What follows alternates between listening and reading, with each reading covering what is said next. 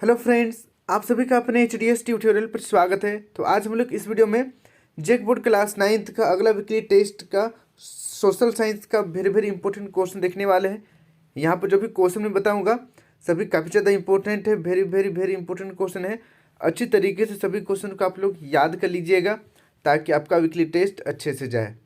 और वीडियो को अपने सभी दोस्तों के साथ शेयर करके चैनल को सब्सक्राइब कर लीजिएगा ताकि आगे मैं आप लोगों को इसी प्रकार से मदद करूंगा। आप लोगों का फाइनल बोर्ड एग्जाम बहुत जल्द होने वाला है। आप लोगों के लिए मैं मोस्ट इंपॉर्टेंट क्वेश्चन अपलोड कर दूंगा फाइनल बोर्ड एग्जाम के लिए भी। तो चलिए बिना देर के हम लोग क्वेश्चन की ओर बढ़ते हैं। आप लोगों से टोटल 10 MCQ क्वेश्चन पूछा जाएगा, 6 सब्जेक्टिव क्वेश्चन पूछा जाएगा। यहाँ पर मैं मोस्ट इंपॉर्टेंट ऑब्जेक्टिव क्वेश्चन बताने वाला हूँ। इसके बाद मैं कोशिश करूँगा आप लोगों के लिए सब्जेक्टिव का भी एक वीडियो बना दूँ।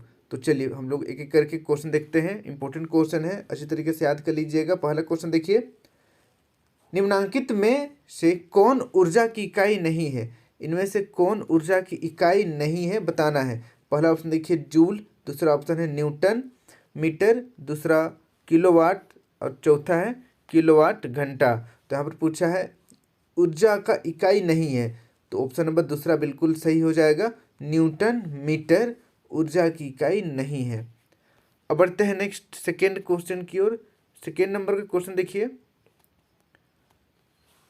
एक पिंड ऊंचाई h से गिर रहा है। कोई पिंड है जो ऊंचाई h से गिर रहा है नीचे की ओर। h/2 यानी कि आधा डिस्टेंस कवर करने के बाद h/2 ऊंचाई तक गिरने के बाद इसके पास होगा, क्या होगा? पहला ऑप्शन है केवल स्थितिज ऊर्जा, दूसरा ऑप्शन है केवल गतिज ऊर्जा, तीसरा ऑप्शन है आधी स्थितिज और आधी गतिज ऊर्जा, चौथा ऑप्शन है अधिक गतिज और कम स्थितिज ऊर्जा। मोस्ट इंपॉर्टेंट क्वेश्चन है। फिर देखिए नेक्स्ट अगला तीसरा नंबर, ऋणात्मक कार्य की स्थिति में बल तथा विस्थापन के बीच कोण बनता है। ऋणात्मक कार्य की स्थिति में बल और विस्थापन के बीच कितना डिग्री कोण बनता है? पहला है 0 डिग्री, दूसरा 45 डिग्री, तीसरा 90 डिग्री, चौथा 180 डिग्री। तो इसका सही आंसर हो जाएगा ऑप्शन नंबर चौथा 180 डिग्री। अच्छी तरीके से तीनों क्वेश्चन को आप लोग याद कर लीजिएगा। हम लोग बढ़ते हैं अगला क्वेश्चन की ओर। 4 नंबर का क्वेश्चन देखिए, यदि किसी पिंड की गति दुगुनी हो जाए, यदि किसी पिंड की गति दुगुनी हो जाए तो उसकी गतिज ऊर्जा होगी। कोई पिंड है उसका गति दोगुना हो जाएगा तो उसका गतिज ऊर्जा क्या होगा? पहला ऑप्शन है 4 गुना, दूसरा 8 गुना, तीसरा 16 गुना, चौथा 12 गुना। तो इसका सही आंसर हो जाएगा ऑप्शन नंबर पहला 4 गुना हो जाएगा। किसी पिंड की गति दोगुनी हो जाए तो उसका गतिज ऊर्जा 4 गुना हो जाएगा। इसे आप लोग याद कर लीजिएगा, मोस्ट इंपॉर्टेंट क्वेश्चन है। फिर देखिए नेक्स्ट अगला 5 नंबर, एक घड़ी के दोलनशील पेंडुलम में निहित ऊर्जा है। एक घड़ी इस तरीके से पेंडुलम डोलते रहता है, आगे पीछे आगे पीछे आगे पीछे, ठीक है, इस तरीके से। तो यहाँ पर कौन सी ऊर्जा निहित है? पहला है गतिज ऊर्जा, दूसरा स्थितिज ऊर्जा, तीसरा रासायनिक ऊर्जा, चौथा यांत्रिक ऊर्जा। तो यहाँ पर सही आंसर हो जाएगा ऑप्शन नंबर चौथा यांत्रिक ऊर्जा। इसे आप लोग याद कर लीजिएगा, इंपॉर्टेंट क्वेश्चन है। अब बढ़ते हैं नेक्स्ट अगला 6 नंबर की ओर। 6 नंबर का क्वेश्चन देखिए, किसी पिंड की स्थितिज ऊर्जा निर्भर करती है। कोई भी पिंड है उसका स्थितिज ऊर्जा किस पर निर्भर करेगा? पहला ऑप्शन है स्थिति पर, दूसरा ऑप्शन है विन्यास पर, तीसरा ऑप्शन है स्थिति और विन्यास पर, चौथा ऑप्शन है द्रव्यमान और वेग पर। तो इसका सही आंसर हो जाएगा ऑप्शन नंबर तीसरा स्थिति और विन्यास पर किसी भी पिंड की स्थितिज ऊर्जा निर्भर करती है। इसे आप लोग याद कर लीजिएगा, इंपॉर्टेंट क्वेश्चन है। अब बढ़ते हैं नेक्स्ट हम लोग 7 नंबर की ओर। 7 नंबर का क्वेश्चन देखिए, यांत्रिक ऊर्जा में शामिल है। यांत्रिक ऊर्जा में शामिल है, क्या क्या शामिल है बताना है। पहला स्थितिज और रासायनिक ऊर्जा, दूसरा गतिज और विद्युत ऊर्जा, तीसरा स्थितिज और गतिज ऊर्जा, चौथा इनमें से कोई नहीं। तो इसका सही आंसर हो जाएगा ऑप्शन नंबर तीसरा, स्थितिज और गतिज ऊर्जा निहित होता है एक यांत्रिक ऊर्जा में। तो ये क्वेश्चन भी काफ़ी ज़्यादा इंपॉर्टेंट है, अच्छी तरीके से आप लोग याद कर लीजिएगा। अब बढ़ते हैं नेक्स्ट 8 नंबर की ओर। 8 नंबर का क्वेश्चन देखिए, एक लड़का 5 किलोग्राम वजन का बैग भूतल से 2, यहाँ पर मीटर होना चाहिए, 2 मीटर ऊंची पहली मंजिल में ले जाता है, उसके द्वारा किया गया कार्य है। तो यहाँ पर देखिए 5 केजी है, 5 केजी, और यहाँ पर 2 मीटर ऊंचाई है, h बराबर 2 मीटर है। यहाँ पर हम लोगों को किया गया कार्य बताना है। तो किया गया कार्य बराबर हो जाएगा यहाँ पर स्थितिज ऊर्जा। ठीक है, स्थितिज ऊर्जा। तो स्थितिज ऊर्जा का फॉर्मूला क्या होता है, mgh। तो m यानी कि मास यानी कि 5 गुना h, यहाँ पर गुरुत्वाकर्षण है तो 9.8 होता है एक्चुअली, बट हम लोग इसको एवरेज में 10 मानते हैं।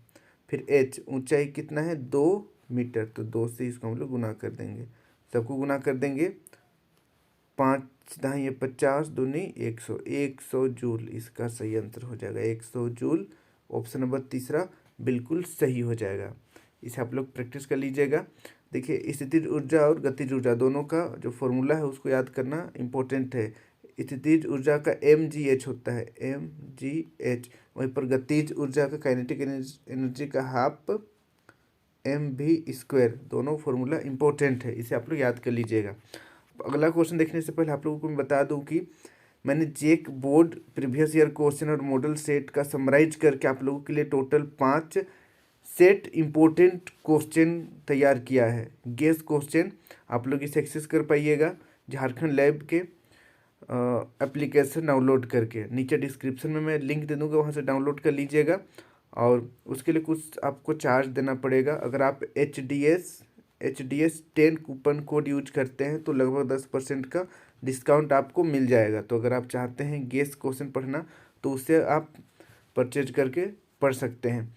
और आप लोगों के लिए भी जेक बोर्ड की तरफ से मॉडल सेट नहीं आया है, आएगा तो मैं आप लोगों को प्रोवाइड करा दूंगा, टेंशन नहीं लेना है उसके लिए। तो चलिए हम लोग अब बढ़ते हैं अगला क्वेश्चन की ओर।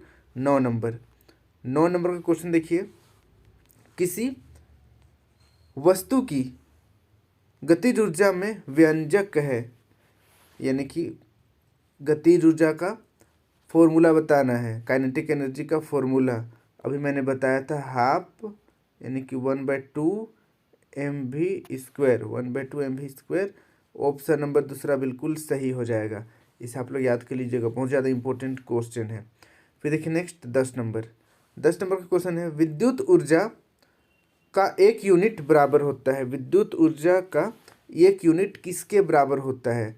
पहला ऑप्शन देखिए 3.6 इंटू 10⁵ जूल, दूसरा ऑप्शन है 3.6 इंटू 10⁶ जूल, तीसरा ऑप्शन है 36 इंटू 10⁵ जूल, और चौथा ऑप्शन है 36 इंटू 10⁶ जूल। तो इसका सही आंसर हो जाएगा ऑप्शन नंबर दूसरा, 3.6 गुना 10⁶ जूल एक यूनिट विद्युत ऊर्जा के बराबर होता है। तो इसे आप लोग याद कर लीजिएगा, इंपॉर्टेंट है। अब बढ़ते हैं हम लोग एक मोस्ट इम्पोर्टेंट सब्जेक्टिव क्वेश्चन की ओर। यहाँ पर है हमारा, देखिए औसत शक्ति को परिभाषित करें।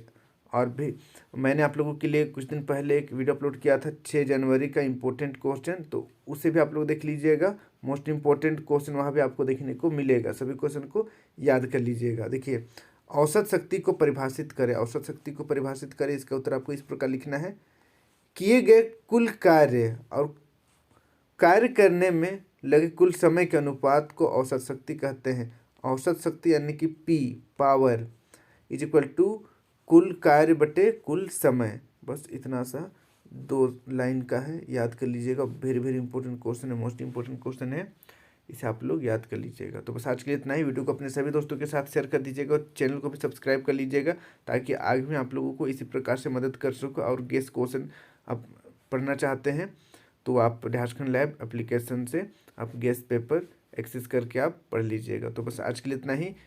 Thank you for watching video. जय हिंद, जय भारत।